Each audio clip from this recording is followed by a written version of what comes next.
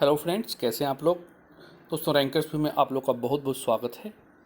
आज दोस्तों हम बात करेंगे इंटरव्यू, विशेषकर सिविल सेवा में पूछे जाने वाले इंटरव्यू में एकेडमिक सवालों का। ठीक है दोस्तों, अक्सर देखा जाता है कि जो आपके एकेडमिक सवाल होते हैं वह इंटरव्यू के आरंभिक अवस्था में पूछे जाते हैं, और ऐसे में अगर आपके किसी भी आंसर से इंटरव्यूअर संतुष्ट नहीं हुए तो आपके ऊपर एक साइकोलॉजिकली प्रभाव बना रहता है पूरे इंटरव्यू के दौरान कि मैंने अपना बेस्ट नहीं दिया, और इसका खामियाजा स्टूडेंट भुगतते हैं कि कम नंबर आता है या फिर अंडर प्रेशर आ जाते हैं। तो ज़रूरी है दोस्तों कि ऐसे में जो आंसर दें वो बिल्कुल संतुलित हो और प्रभावशाली हो।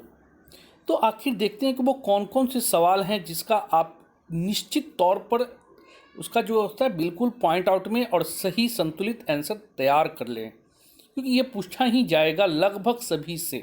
तो आइए बात करते हैं। इसमें पहला जो क्वेश्चन है वह है कि आपने स्नातक कब किया। ये स्टार्टिंग ही होता है आपका कि आपने स्नातक कब किया है। और जो बच्चे बोलते हैं 2008, कोई 12, कोई 14, जैसे जिनका एज हो, कोई 14, 15, कोई 17, कोई 18, कोई 19। तो कहने का मतलब ये चीज़ें जब भी है, अभी अब मान लीजिए जो लेटेस्ट होगा 16, 17 ज़्यादा पर रहता है लोग। तो जब भी आपके प्रश्न पूछे जाएंगे तो इसमें सवाल बनता है कि 2014 से 15 या 14 या 15 में आपने ग्रेजुएशन किया है, उस समय से अभी तक आप क्या कर रहे थे। और इसका आंसर बिल्कुल संतुलित होना चाहिए कि इस पीरियड में आपने क्या किया। अगर आप इसमें बिल्कुल ऐसा जवाब देते हैं कि आगे चल के आप उसमें फंस जाएंगे तो इंटरव्यूअर इसमें काफ़ी कम नंबर देंगे। तो पहला तो ये हो गया कि आपने इस दौरान क्या किया है, इसका संतुलित और पॉइंट फॉर्म में आंसर बना लें और बार बार इसका प्रयास करें ताकि आप वहाँ पर जब दें तो बिल्कुल एक कॉन्फिडेंस के साथ दें। नेक्स्ट प्रश्न बात करते हैं कि क्वेश्चन पूछा जाता है कि आपने ग्रेजुएशन किस विषय से किया है। फिर अगर आप जब सब्जेक्ट बताते हैं, history, geography, polity, economy, BTech, किसी भी स्ट्रीम से या फिर जो भी सब्जेक्ट रहा हो, तो पूछा जाता है कि आपका ग्रेजुएशन और ऑप्शनल पेपर समान है क्या। अगर यस कहते हैं तो आपसे जो प्रश्न पूछा जाएगा वो ग्रेजुएशन सब्जेक्ट और ऑप्शनल पेपर है, सेम है, तो एक ही सेगमेंट में। लेकिन अक्सर देखा जाता है कि इस दौरान जो आंसर होते हैं वो कहा जाता है कि नहीं सर, मैंने बीटेक किया और अभी ज्योग्राफी लिया हूँ, हिंदी लिटरेचर लिया हूँ, या अन्य सब्जेक्ट का नाम लेते हैं। या फिर बहुत सारे ऐसे बच्चे हैं जो हिस्ट्री से लेते हैं और ज्योग्राफी ले लेते हैं, पॉलिटी ले लेते हैं, इकोनॉमी ले लेते हैं। तो जहाँ ये अंतर आएगा तो वहाँ से फिर क्वेश्चन पूछा जाता है। क्वेश्चन क्या है कि आपने हिस्ट्री से ग्रेजुएशन किया है, फिर ज्योग्राफी या हिंदी लिटरेचर लिए हैं, ऐसा क्यों। कोई भी सब्जेक्ट जो लिए हों, LSW लिया है, ऐसा क्यों। तो इसका जो आंसर है वो बहुत संतुलित होना चाहिए। बहुत सारे बच्चे जैसे LSW में पूछा गया कि LSW आपने हिस्ट्री से ग्रेजुएशन किया, फिर LSW क्यों लिए हैं।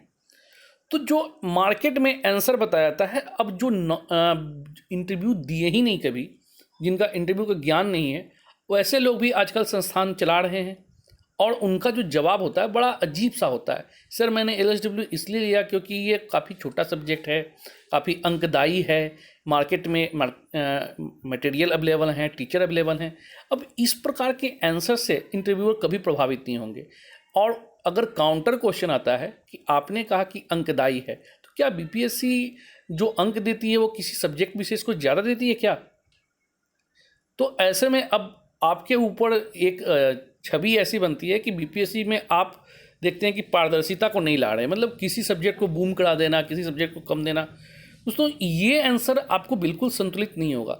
दूसरा, आप बताते हैं कि बहुत छोटा सिलेबस है, तो क्या आप तैयारी के दौरान अपने दायित्व से भागने के लिए छोटा सिलेबस का चयन किए हैं। अब ऐसे प्रश्न का अगर काउंटर जवाब, इस प्रकार के काउंटर क्वेश्चन पूछा जाएगा तो आप अपने आप में एक कह सकते हैं ना कि अजीब सा महसूस होगा कि अरे यार कहाँ फंस गए हम। तो ऐसे क्वेश्चन से बचिए, ठीक है, और इसका संतुलित आंसर देने का प्रयास कीजिए। हम लोग लगातार सिखाते हैं इस चीज़ को कि कैसे आंसर देना है, किस टॉपिक पर देना है, क्या बोलना है। आप पूछ सकते हैं स्टूडेंट लोग से जो जुड़े होंगे, और यही कारण है कि 80+ अधिकांश बच्चा का आया है और लगातार हम लोगों ने 2 बार टॉपर दिया है। नेक्स्ट क्वेश्चन देखते हैं दोस्तों कि आपने ग्रेजुएशन पेपर हिस्ट्री का प्रशासन में, जैसे आप आपने ग्रेजुएशन किया history, suppose geography, polity, economy जो भी हो, तो पूछा जाएगा कि ग्रेजुएशन पेपर आपका हिस्ट्री रहा है। अच्छा, हिस्ट्री का प्रशासन में क्या भूमिका हो सकता है? तो आपको संतुलित आंसर देना होगा कि प्रशासन में इतिहास की या हिस्ट्री की क्या भूमिका होती है या हो सकती है। तो इसका जवाब आप अपने तरीके से पॉइंट फॉर्म में तैयार रखें। अगर नहीं तो हम लोग के संस्थान से अगर जुड़ते हैं तो हम लोग भी बताएंगे इसमें कि पॉइंट फॉर्म में आपको कैसे जवाब देना है। इतना लंबा नहीं देना है जवाब कि सामने वाला इरिटेट हो जाए, बिल्कुल ऑब्जेक्टिव फॉर्म में आपको आंसर देना होगा।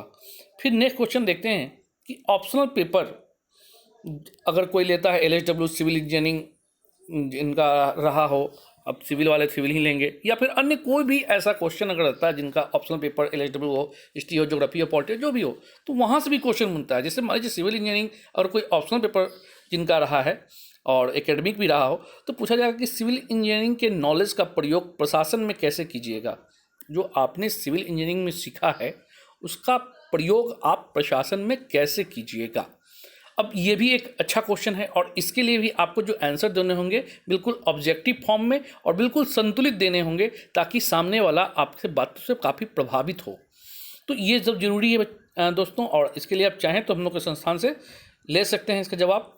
फिर नेक्स्ट क्वेश्चन है कि आपका इंटरमीडिएट एवं ग्रेजुएशन में इतना अंतर क्यों है।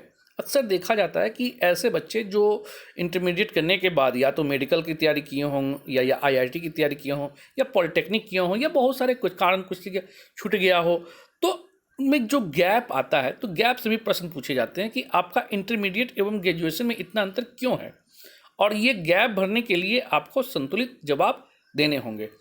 नेक्स्ट क्वेश्चन देखते हैं कि अब जो बच्चे मान लीजिए कोई है कि बीटेक किया, फिर HRM ह्यूमन रिसोर्स मैनेजमेंट जो होता है वो किया, फिर सिविल की तैयारी, बहुत पिछली बार कई बच्चे ऐसे हैं जो इस तरीके से किए हुए थे कोर्स, तो उनसे क्वेश्चन पूछा था कि आपकी पढ़ाई में इतनी डाइवर्सिटी क्यों है। कभी आप बीटेक कर रहे हैं, कभी आप मैनेजमेंट कर रहे हैं, कभी आप सिविल की तैयारी कर रहे हैं, तो ये डाइवर्सिटी क्यों है। अब इसका भी आंसर आप समझ ही रहे होंगे कि कितना डायनेमिक हो सकता है, कितना ज़रूरी है टू दी पॉइंट और सामने वाले को संतुष्ट करना। तो ये जो आंसर होगा बिल्कुल संतुलित बताना होगा। नेक्स्ट क्वेश्चन देखते हैं कि मान लीजिए कोई बच्चा जो स्कूलिंग अपना सैनिक स्कूल से किया है, तो ऐसे में प्रश्न बनते हैं कि आपने अपना स्कूलिंग सैनिक स्कूल से किया है, सैनिक स्कूल खोलने के पीछे क्या उद्देश्य है। दोस्तों स्कूल से भी प्रश्न पूछे जाते हैं। मेरा उद्देश्य यही था कि अगर ऐसे बच्चे हैं तो निश्चित तौर पे आप ये सब भी करके रखें, क्योंकि आपसे पूछा जाएगा। अक्सर स्कूल का जो नाम होता है, नाम पर भी पूछा जाता है कि आपका स्कूल का नाम ये है, अच्छा इसका नाम के पीछे क्या उद्देश्य है, ना कौन है, उस व्यक्ति के बारे में पूछा जाता है कि वो व्यक्ति कौन है।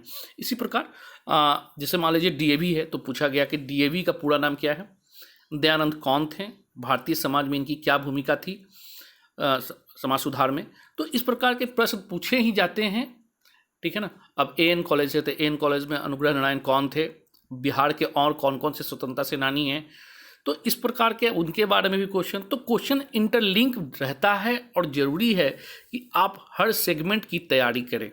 यही कारण दोस्तों हम लोग पूरा सेगमेंट कराते हैं और समय देते हैं बच्चा पर। सबसे बड़ा ये चीज़ें हैं कि हम लोग समय देते हैं, आधा घंटा, पौन घंटा, कभी कभी जरूरत पड़ा तो एक घंटा उनको एक डायमेंशन से समझाते हैं कि ये चीज़ें ज़रूरी है, तो इसे इंटरलिंक लीजिए। और सबसे बड़ी बात हम लोग ये सिखाते हैं कि जब आप अपना आंसर का अंतिम पंक्ति छोड़ें तो ऐसे जगह पे छोड़ें कि उससे फिर नेक्स्ट क्वेश्चन क्रिएट हो। और ये बहुत ज़रूरी है, क्योंकि इंटरव्यूअर के माइंड में जो प्रश्न कई भी सेगमेंट से बन सकते हैं, तो ज़रूरी है कि उनका सेगमेंट आप अपनी ओर नियंत्रित कर लें। मतलब ऐसा जवाब दें कि सामने वाला जो है उसी से फिर रिलेटेड क्वेश्चन पूछे, और इससे जो पूरा इंटरव्यू है, इंटरव्यू का जो टाइम टेबल है वो आपके अकॉर्डिंग चलता है और आप अच्छे नंबर से पास करते हैं।